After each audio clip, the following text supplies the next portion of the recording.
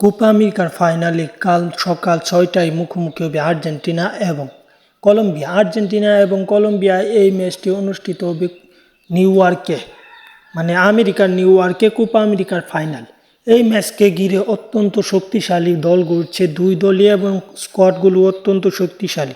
পরিসংখ্যান দেখলে সেখানে কেউ কাউকে ছেড়ে দেওয়ার কথা নয়, কিন্তু পরিসংখ্যানে কিছুটা এগিয়ে আছে আর্জেন্টিনা এবং বর্তমান পারফরমেন্স দেখলে সেখানে কলম্বিয়া ও আর্জেন্টিনা থেকে পিছিয়ে নেই। শেষ ২৮ ম্যাচ যাবৎ তারা কোনো ম্যাচ হারছে না এবং অপরদিকে আর্জেন্টিনাও ভালো অবস্থানে আছে।